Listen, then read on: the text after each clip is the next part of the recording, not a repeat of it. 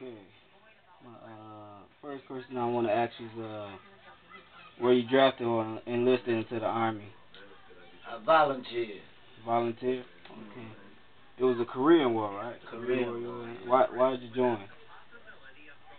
Well, I was raised up in Memphis, Tennessee, and used to see the sign always saying, join the army and see the world. So that's what I wanted to do.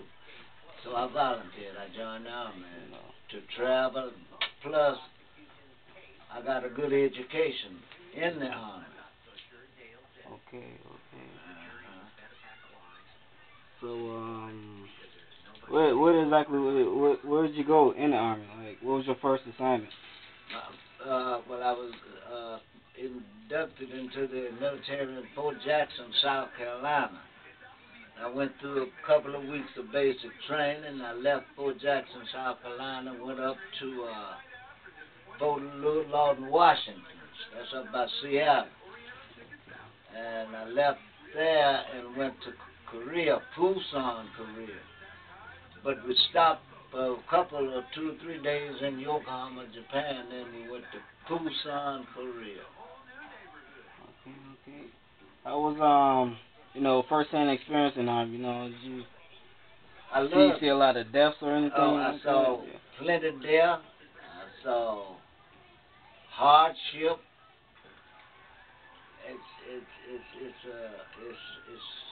It's kind of mind-boggling after you look back on it. But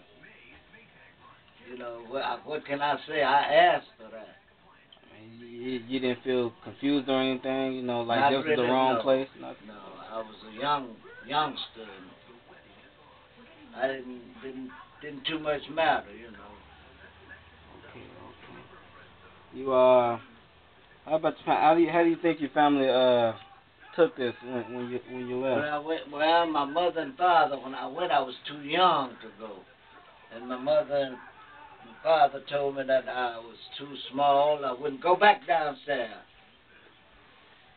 That I was too small, and I wouldn't, couldn't pass the physical test, nor the mental test. And I said, well, if I pass the physical and the mental test, the aptitude test, will y'all let me go? And they said, yeah. So I went, I passed the test, I passed the physical reading test and the physical. And brought my papers back for my mom and dad to sign for me because I was too young to go in. They wanted to renege on it, and I said, now y'all promised me if I did it, you would sign for it. And after a little while, they hung on around. They finally decided to sign and let me go. So I went back to the recruiting station and was sworn in. Caught the train that night out. That I think was on a Friday night. Going to Fort Jackson, South Carolina, and from there I went, like I said, Seattle, Washington, down to Frisco, went on to Yokohama, and stayed a couple of days, and went to Korea. I stayed in Korea 11 months. 11 months. Mm-hmm. So I'm assuming you didn't get married before you went to war. Huh? You got married after war. Yeah. After Yeah. war. Yeah. So you didn't have to worry about your kids not having a father figure or anything like that. No, no, no. No, I didn't have to worry about Okay. that. No girlfriend or nothing. Nothing. No, nothing steady. Okay, so while in Korea, have plenty. Were you short on supplies or anything like that? Did you have to use survival skills of any sort? Never, no. We wasn't short of no supplies. The government furnished us everything we needed. Okay. How Yeah. about how about entertainment? Yeah, we had a USO club and the stars from Hollywood and the singers, the well-known singers, the famous singers, they'd come over and sing for us and perform for us. Yeah, we wasn't isolated from the world. Uh-uh.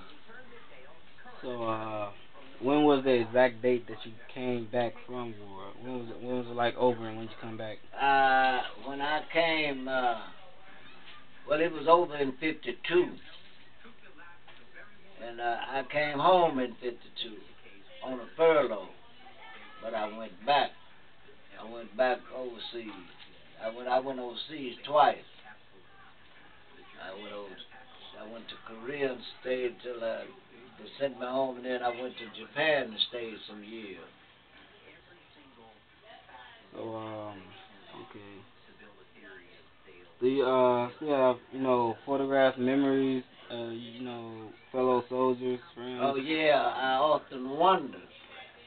Well, my buddies, I know Jerome McCoy, Gilbert Earl Patterson, and Morris Smith. Is plenty, but I don't know where they are. I saw one here in Chicago. That was in the '60s. I saw him on 63rd and Cottage Grove. That was in the early '60s. And I was in a car going one direction. He was walking going another. I didn't get to say nothing. So, not in touch with any of them? Not any of them since I've been out.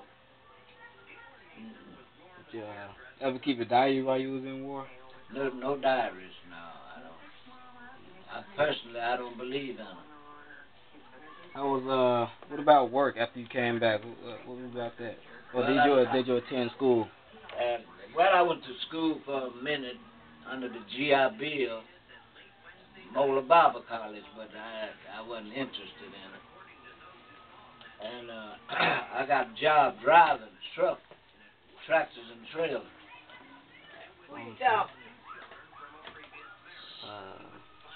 And after that, after I got the job driving the tractor and trailers, that was my profession. I learned to drive trucks in the military. So, so you did that for a couple of years? You mean drove tractor and trailer? Yeah, that was your career. That was my career. After that. Yeah, after I got out of the military, yeah. I drove tractor and trailer as a spider. I drove tractor trailer. I drove coaches, school buses, cab. How did being in this war? How did this all affect your life? Well, for a long time, it affected me somewhat mentally, but I overcame that. Yeah, it's No regrets, nothing like that. no regrets. So it all went good for you. It was. If I had to come back this way again, I would go back in the military. Even though when I went in, we couldn't sleep with the Caucasians. We couldn't go to the same latrine or drink out of the same fountain. We couldn't sleep in the barracks with them. We were segregated. Couldn't eat in the same mess hall. But Truman's wife changed that. She made him change that. I think that happened in in 51 or 52 when it changed. But I was already had been in the military 2 years when it changed. Uh, Anything else you want to discuss with me that I didn't ask personally? You want to add something else to this? Well, I tell you one thing. I'm happy for you pursuing your education, and you keep on doing what you're doing, and you'll be all right, young man. And don't let nothing stop you from getting that education because you sure need it. All right, thank you. That's all. That's all.